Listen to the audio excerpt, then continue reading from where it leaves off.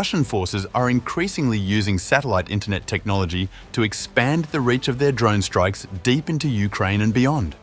New assessments indicate that Russia is now equipping BM-35 strike drones with Starlink systems, significantly extending their operational range and resilience against electronic warfare. According to Ukrainian officials and military analysts, this development marks a new phase in Russia's drone warfare strategy. The Institute for the Study of War reports that Russian forces are using Starlink satellite systems to conduct mid-range drone strikes against Ukrainian rear areas. The reported range of these Starlink-equipped BM-35 drones is up to 500 kilometers.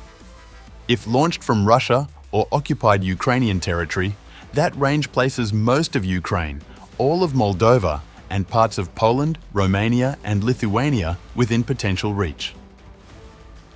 On January 26th, Ukrainian Ministry of Defense advisor and electronic warfare expert Serhiy Flash Beskresnov confirmed that Ukrainian forces detected for the first time a BM-35 kamikaze drone controlled via Starlink striking Dnipro city.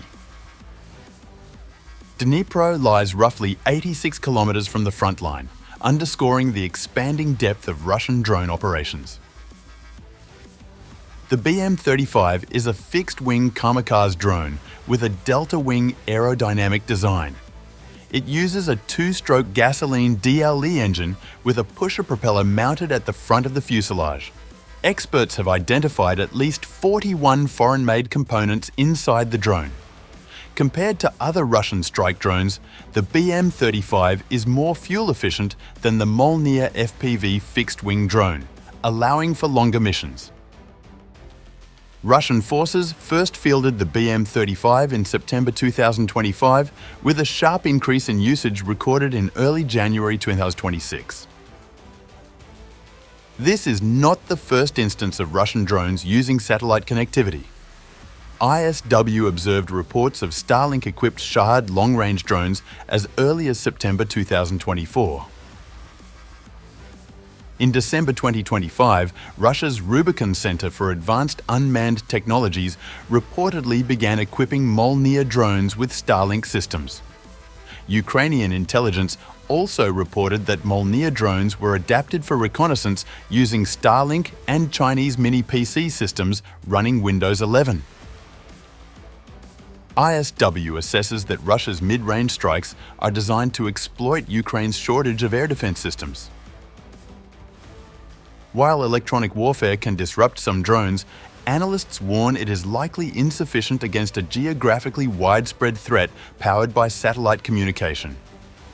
The situation highlights Ukraine's urgent need for point defense air defense systems to protect critical infrastructure. This escalation comes as Russian forces continue localized advances in northern Sumy and Kharkiv Oblast, the Dobropilya tactical area, and near Slovyansk. At the same time, Ukraine has continued its long-range strike campaign against Russian energy infrastructure. On January 26th, Ukraine confirmed a strike on the Slavyansk oil refinery in Krasnodar Krai, a facility involved in supplying Russian forces. Diplomatically, the United States and Europe are finalizing security and economic guarantees for Ukraine aimed at deterring future Russian aggression and supporting post-war reconstruction. President Volodymyr Zelensky stated that a US-Ukraine security guarantees document is 100% ready, pending formal signing and ratification. Europe is expected to provide an additional layer of guarantees, including through Ukraine's future EU membership, which Kyiv aims to achieve by 2027. Meanwhile, the Kremlin continues to portray Ukraine as unwilling to negotiate, exploiting uncertainty following the August 2025 US-Russia summit in Alaska. Russian officials have revived nuclear arms control rhetoric, linking future arms talks and normalization of US-Russia relations to concessions. On Ukraine, a strategy analysts say, is intended to pressure Western governments. Inside Russia, civilians are increasingly bearing the economic cost of the war. Following a VAT increase from 20 to 22% in January 2026, prices for essential goods have risen sharply. Independent outlets report food, fuel and household goods increasing faster than official inflation figures, reducing purchasing power and real incomes across the country. With this development, Poland's Foreign Minister Radosław Sikorski reignited tensions with Elon Musk, accusing the US tech billionaire of making money on war crimes. Sikorski reposted the Institute for the Study of War, urging Musk to stop Russian forces from targeting Ukrainian cities and warning that Poland might seek alternative providers if SpaceX proves unreliable. Warsaw reportedly pays $50 million annually for Ukraine's Starlink access. Musk fired back, defending his system as the backbone of Ukraine's military communications. He argued that turning off Starlink would collapse Ukraine's frontline operations and called Sikorski a drooling imbecile, dismissing Poland's payments as a tiny fraction of the cost and emphasizing there is no substitute for Starlink. The online dispute quickly drew a response from Moscow.